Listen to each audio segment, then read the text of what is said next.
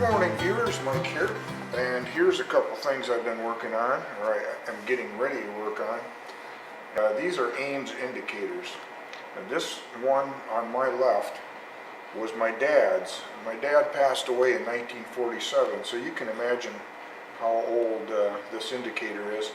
But when indicators get this old, the crystals tend to start yellowing, and as well as they get brittle, and they also start shrinking. And that's what's happened to my dad's indicator here, and the crystal will no longer stay in there. So I've got a crystal ordered for this thing, and when it arrives we're going to put that in, or attempt to.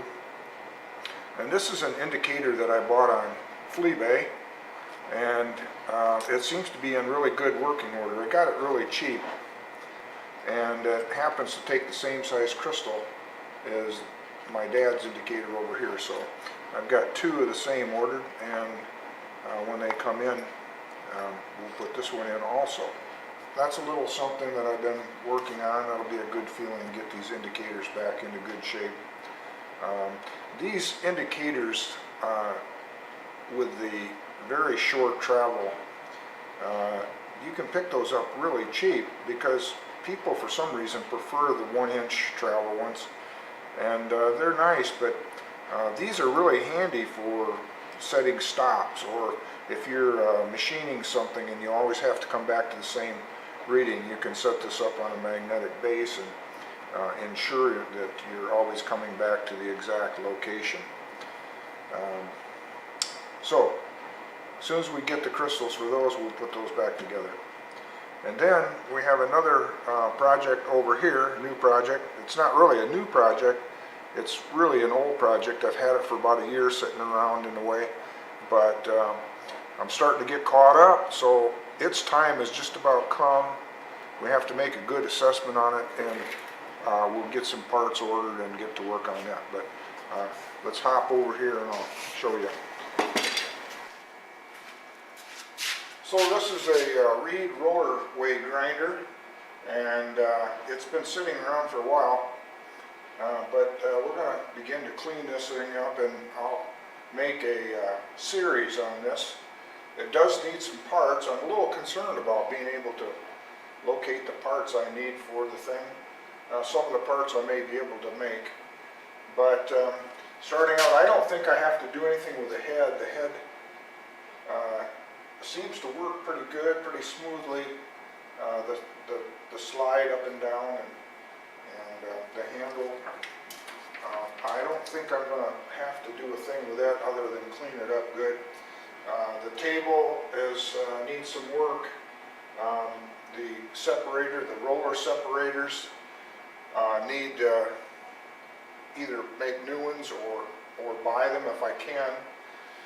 Some of the parts here are really worn, and so I have to do something with the slides here.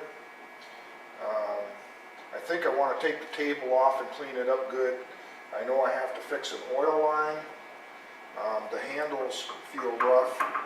There is some play in the screws, but I think I'm going to be able to live with that.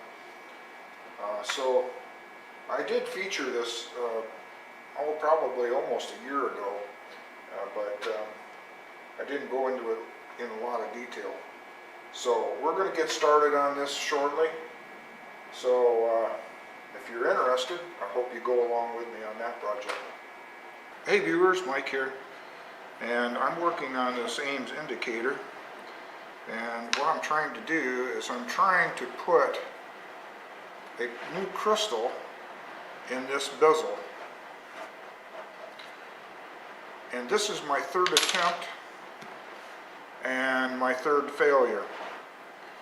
The first two crystals that I bought were preformed, and they were acrylic, and they were so brittle that when I tried to flex them just a little bit to put them in, they just broke. And here's one of the shards, and it's just totally brittle. So I ordered two more. I have two indicators I want to do, but I ordered two more crystals, and this one was flat, which is what you really should use for these indicators. What happened was I went to put pressure on the thing to flex it enough, to dome it enough to fit into the bezel. It puts a dent in it. And I've watched some YouTube videos and I've seen guys successfully install crystals into their indicator bezels, but I also have noted that they have dents in theirs too. The dents just aren't going to cut it. I just don't want to see a dent on my indicator face. I'm really trying to look for a process that I can install these and have it looking just like it came out of the factory. So what we have here, this is my El Cheapo eBay crystal press. And these probably work for some things, but I'm having a little bit of difficulty with it, but I think mechanically it's all here. This ram is pretty wobbly, this drive pin. I may remake this and make it a little bit closer fit so that it locates directly in the center. I'm not sure if that's really necessary. I saw a video where the fellow from Long Island Indicator Repair Service put a crystal in, and it went in beautifully. And what I did was I noted carefully what he was using. If you notice on mine, basically it's just a dished portion that I use to push on, and that's putting a dent in the crystal. But I noticed on his, the one he used, he has a dome which evenly distributes the pressure across the face of the crystal, and I think that's the difference. Now, I saw one fellow on YouTube that used what he used?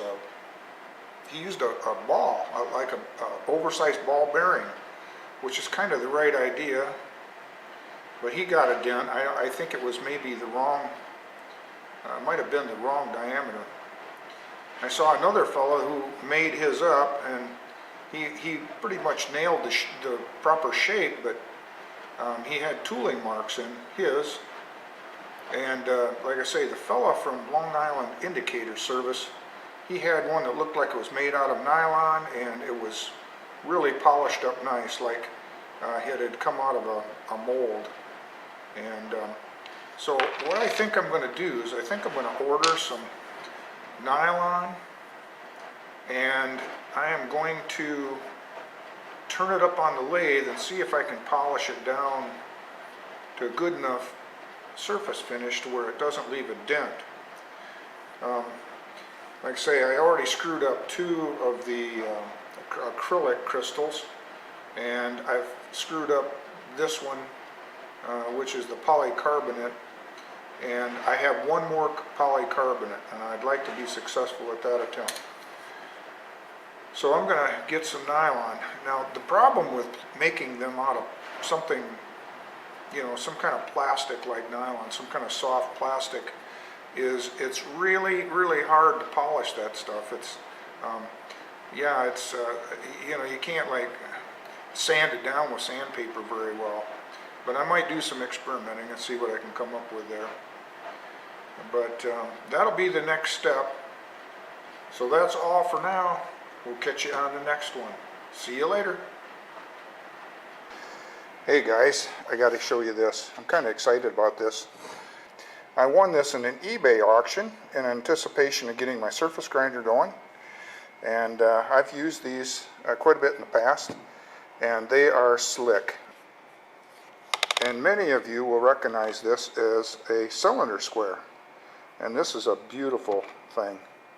And I thought the price was quite reasonable. Let me give you a quick demo of how these things are used. Okay, hold on. So, let's say you're grinding one of your tools in square, or it doesn't have to be a tool, it can be anything that you're trying to get square. And let's say that this surface right here is your surface plate. So you This is magnetic, so you snap this on your workpiece and you can check it across here, indicate here, flop it up on its side, indicate here, and it'll tell you just how close you are to being in square. So that's it. Yeah, like I say, I'm pretty excited about this, and this thing is a beauty. The box is not very good. Well, the box is really pretty good, except for there's a big hunk missing out of it, and maybe someday I'll fix that. But if I do, I do, and if I don't, I don't. You know, it works either way. So there you have it. I guess I'm jumping the gun a little bit since I haven't even started working on restoring my surface grinder. But yeah, oh, this is great. I love it. All right, on to the next.